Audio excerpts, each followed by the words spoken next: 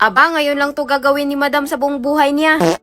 Hindi to basta-basta. Tignan nyo naman yung outfitan ni Madam dito. Wow! Abay, eto na nga yung cowgirl atake ni Madam dito sa Bukidnon.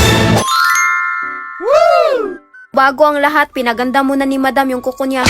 Pinagsabay na yung paako at kamay. Ewan ko na lang kung hindi pa matanggal yung ingro ni Madam dito. Sabi ko kay Ate Grace, ito yung gusto ko. Aba, nagaya niya talaga. Nako, dito natagalan sa paan ni Madam. Kaya napasarap talaga yung tulog ni Madam dito. Thank you nga pala sa Nails by Miss G. Sa wakas, natanggal din yung ingro ni Madam sa paa. Perfect na yung kuko ni Madam, kaya pwedeng-pwede na siyang lumayas. Gabi talaga kami bumiyahe papuntang Bukidnon. Kasi iniiwasan namin yung traffic. Pero bago yan, sinundo muna namin yung makeup artist ko.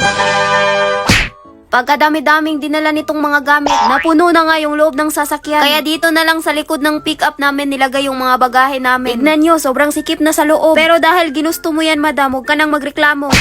Malayo talaga yung Bukidnon sa amin. Aabuti ng mga 9 hours bago makarating. Kaya natulog na lang talaga sila, Madam, sa buong biyahe. Kahit nahirapan kami sa pwesto namin. Abay, pinili talaga naming matulog. Expected namin na umaga na kami makarating. Pinalipad siguro ng driver namin yung sasakyan. Agoy, naghanap tuloy kami ng matutulugan nang wala sa oras. Dito kami napadpad sa Roy's Tulugan. First time ni Madam na mag-lodging house. Basta may matulugan lang, okay na to. Alas 3 na kasi ng madaling araw kami nakarating dito sa Bukidnon. Sa totoo lang, ginising lang talaga namin yung nagbabantay dito. Matutulog muna si Madam ng mga 3 oras. Dahil sobrang nakakapagod yung biyahe, tanghali na kami nagising. Parang dinaanan ng bagyo tong room namin, no. Tapos nakaset up na nga tong mga makeup. Busy na sa paggawa si Madam dito sa transition niya habang pinakarwash ni Kuya yung sasakyan. Ewan ko na lang kung pwede pa bang i-magic ng pagmumukha ni Madam. Pero magaling yung makeup artist natin ngayon. Abay, plakadong-plakado yung kilay at pilik mata. Latina talaga yung atake ni Madam dito, oh. Hindi lang basta makeup artist to, hairstylist din. Yun nga lang, nakalimutan tanggalin yung presyo ng hair extension. Wow! Abay, gawang Mahika Dipolog City yan. Sa nakikita ko, parang ready nang sumakay ng kabayo si Madam. Pero sa totoo lang, hindi talaga namin alam kung saan kami pupunta. Kaya nagtanong-tanong na lang kami kung saan pwede makasakay si Madam ng kabayo. Iba pala sila magturo dito ng direksyon. Hay nako, buti na lang hindi kami naligaw. Habang papalapit na nga kami sa pupuntahan namin, abay humanga talaga kami sa ganda ng view. Wow! Ang ganda ng Bukidnon! Imposible talagang nagkamali kami sa pinuntahan namin. Kasi pagkadating, dinumog na kami sa mga nagtitinda ng cowboy hat. Kakadating pa nga lang, hirap na tong kasama ko sa mga bitbit niya. Sabi ko nga sa inyo, hindi lang basta makeup artist to. Kahit saan mo ilagay, pwedeng-pwede to. O diba, naging photographer pa ni Madam to. Napaka-talented talaga tong babaeng to. Sobrang natuwa nga si Madam kasi perfect yung pagkakuha niya. Meron ngang nag-alok sa amin dito, baka daw gusto naming magpa-drone siya. Hindi na pinag-isipan ni Madam, tinanggap niya na kaagad. Di mo nakamba. Sobrang natuwa naman si Madam sa sinabi ni Kuya na pang debushoot daw to niya. Sa bagay, lagi namang napapagkamalan si Madam na teenager pa. Kung alam nyo lang, malapit na yung lalagpas sa kalendaryo.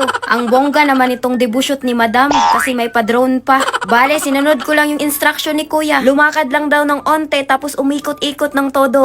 In fairness, ang galing ni Kuya.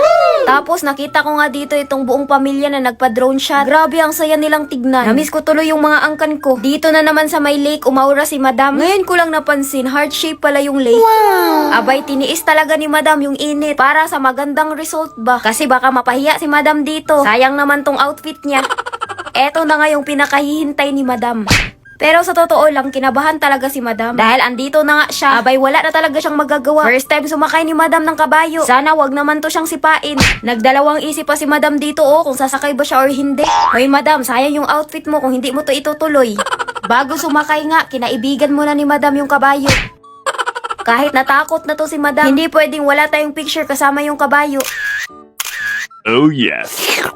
Siyempre, nagdasal muna si Madam bago sumakay sa kabayo. Hindi pa natin alam kung ano yung kapalaran ni Madam dito. Kasi nakasalalay na sa kabayo yung buhay ni Madam. Lagi ko nga sinasabi kay Kuya na hawakan niya lagi yung lubid ba. Pero ang sinasabi lang ni Kuya, mababait daw yung mga kabayo nila dito. Abay, sanay na daw to. Tapos, na-train daw nila to ng maayos. Sa una lang nakakatakot pero ang sarap palang sumakay ng kabayo. Feeling ko para na akong prinsesa ba. Worth it talaga yung 300 pesos na rent ni Madam dito. Oh! Kabayo pa mo! Grabe din yung effort nitong mga kasama ko. Sila talaga yung sobrang napagod. Worth it ang shoot! Diba kuya? Perfect?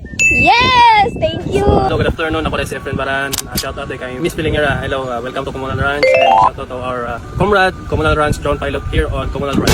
Bumili muna kami ng souvenir kasi ang dami nilang tinda dito. Ipapakita ko pala dito yung kuhang drone shot ni Kuya.